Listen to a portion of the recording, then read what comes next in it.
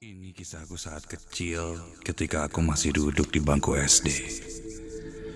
Dulu aku dan keluargaku tinggal di kota Cianjur. Kota kecil dengan sejuta kenangan. Biasa orang bilang seperti itu. Aku tinggal bersama ayah, ibu dan kakakku. Dan aku anak yang paling bungsu. Hari Minggu mungkin menjadi hari yang selalu kutunggu. Sebab hari itu dimana nenek berkunjung ke rumahku. Aku senang ketika nenek berkunjung ke rumahku, karena dia selalu mengajakku jalan-jalan, jajan, membelikanku mainan. Sampai aku sepertinya lebih asik dengan nenekku dibanding dengan ibuku sendiri. Dan yang di Cianjur ini adalah nenek dari ibu. Lain cerita dibandingkan dengan nenek dari ayahku yang berada di Bandung. Bisa dibilang aku kurang dekat. Mungkin karena jauh di Bandung pikirku. Dan jarang ketemu juga. Hingga sampailah pada hari itu. Saat itu sedang libur sekolah. Dan ayahku mengajak aku dan kakak untuk berkunjung ke rumah nenekku yang ada di Bandung. Aku pun mengiyakan. Tapi saat itu ibu tidak ikut karena ada urusan. Akhirnya kami pun berangkat. Aku, kakak dan ayah. Saat itu karena aku masih kecil, aku tidak ingat nama-nama daerah yang jelas. Saat itu di perjalananku menuju Bandung, di sepanjang jalan ramai dengan patung-patung celengan singa. Ada pentungan cabai besar, gantungan peyem. Sebuah pemandangan baru bagiku.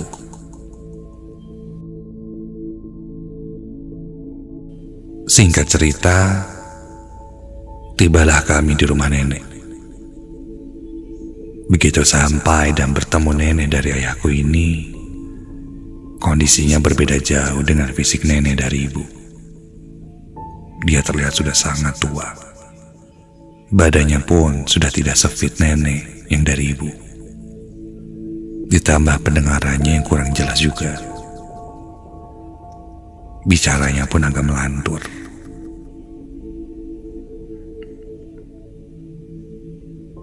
Hari pertama di rumah nenekku, aku dan kakak senang-senang saja. Ya, namanya juga masih kecil. Apalagi di rumah nenek ada bibi yang punya warung kecil-kecilan. Jadi kita bisa jajan sesuka hati dan bermain-main di sekitar sana. Nenek dari ayahku ini, karena sudah sangat tua, dia tidak terlalu banyak berinteraksi. Yang kulihat, beliau hanya bisa duduk, diam, melamun. Bahkan jika ingin pindah tempat, jalannya saja harus pakai tongkat atau bahkan dibantu oleh bibiku. Dan yang menjadi ciri khas nenek ini adalah nenek suka sekali nyirih setiap harinya. Entah daun apa itu, sampai gigi nenek merah semua. Aku yang masih kecil saat itu cukup ketakutan ketika melihat giginya.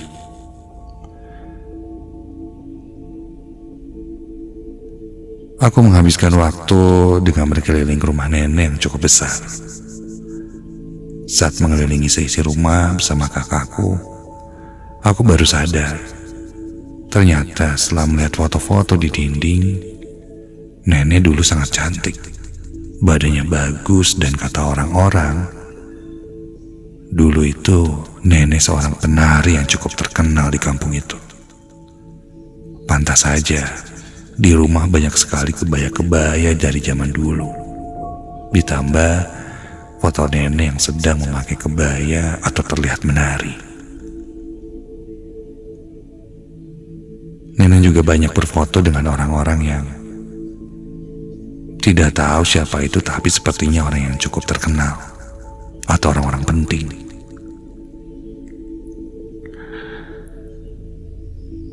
Waktu pun berlalu dan sampailah pada malam hari.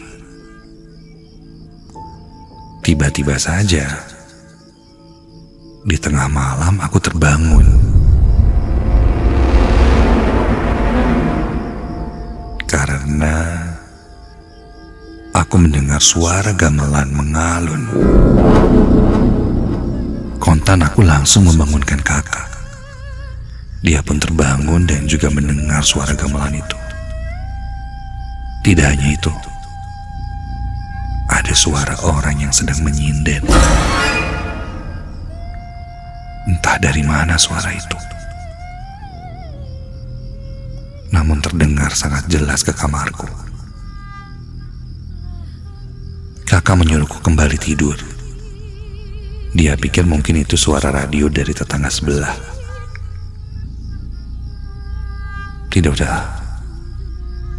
Tidak usah dipusingkan, katanya. Ya, ada benarnya juga. Bisa saja itu suara radio. Aku pun kembali tertidur di tengah suara gamelan itu yang masih mengalun.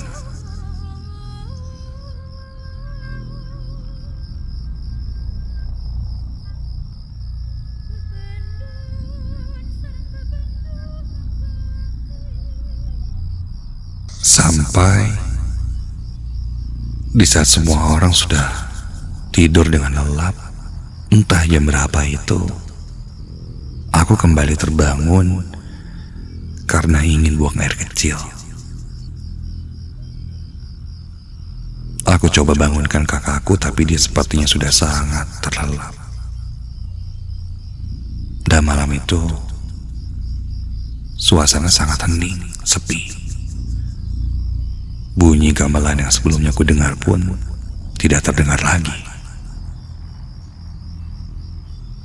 Meskipun agak takut, tapi aku terpaksa beranjak sendirian menuju ke kamar mandi yang berada di luar kamar.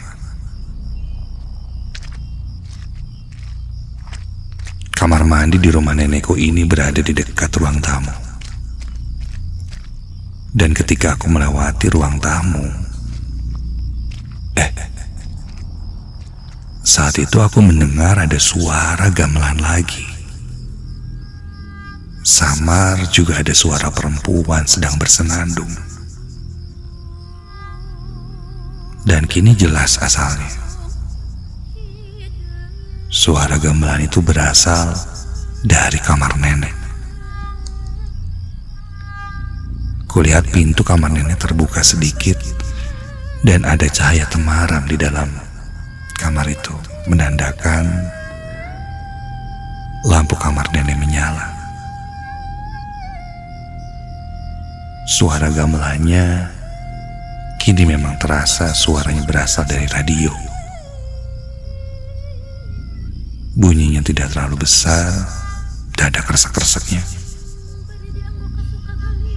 Penasaran? Aku pun menghampiri kamar nenek dan mengintip dari balik celah pintu yang tidak rapat itu. Dan ketika kulihat,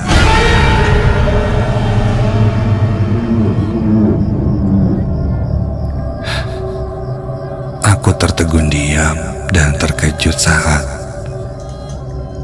aku melihat nenek sedang menari dengan gemulai. Memakai baju kebaya berwarna merah, lengkap dengan sanggul di kepalanya.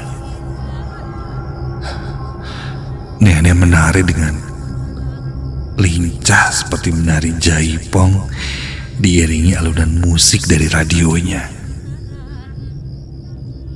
Aku sangat kaget dan tidak percaya. Pasalnya, nenek sudah sangat tua renta. Bahkan untuk berdiri saja tidak bisa, apalagi menari. Sekilas kulihat muka nenek dipenuhi bedak berwarna putih, sehingga terlihat seperti pucat. Mulutnya masih mengunyah sirih berwarna merah dan menetes keluar dari mulutnya, sehingga terlihat seperti darah. Sampai Ketika gerakannya memutar, dia lalu melihat ke arahku. Kami saling bertatapan. Mata nenek membelalak, melotot. Bibirnya terus mengunyah sehingga cairan merahnya berceceran ke wajahnya, ke dagunya. Badanku gemetar sampai kakiku lemas. Aku hanya terdiam, mematung. Dan aku beranikan diri untuk bertanya. Nenek kenapa? Tiba-tiba nenek mendekat ke arahku. Dan tepat di depan wajahku, dia berkata, "Aing lain ini sia."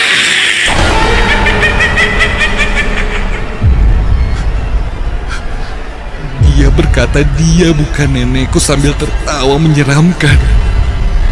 Dan dia melanjutkan menari sambil mengunyah sirihnya, tersenyum, tertawa terkekeh-kekeh.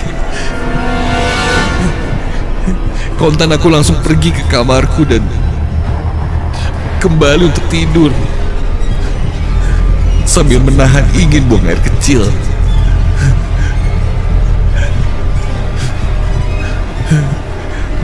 Sangat sulit rasanya untuk tertidur. Dan suara gamelan itu terdengar terus.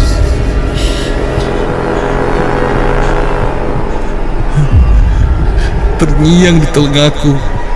Juga suara tertawa yang menakutkan itu. Kututup mata, telingaku dan bersembunyi di balik selimut. Sampai terdengar suara gemerincing seperti lonceng yang sering dipasang di gelang kaki. Suaranya bersaut-sautan seakan sangat dekat dan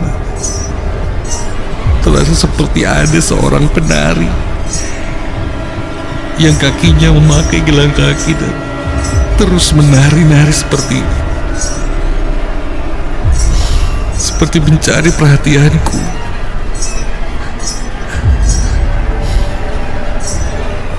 Terdengar juga suara senandung lirih yang menyeramkan. Aku coba mengintip. Astaga, kulihat ada seorang penari di dalam kamarku yang menari-nari dengan lincah, tapi itu bukan nenek.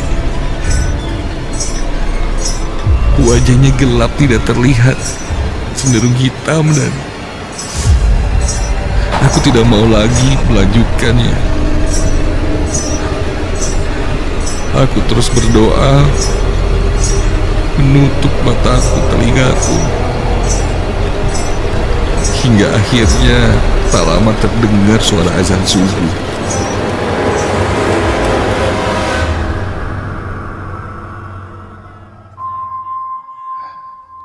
Dan di sanalah aku baru bisa tertidur.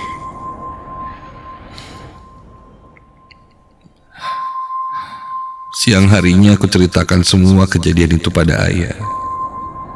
Ayahku hanya menenangkanku, dan saat itu juga aku minta untuk pulang. Waktu pun berlalu.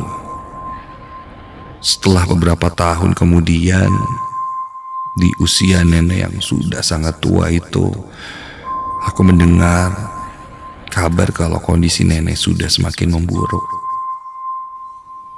Namun nenek susah meninggal karena dulu dia memasang susuk yang sampai sekarang tidak bisa dilepas. Konon, cerita dari keluarga yang pernah ku dengar,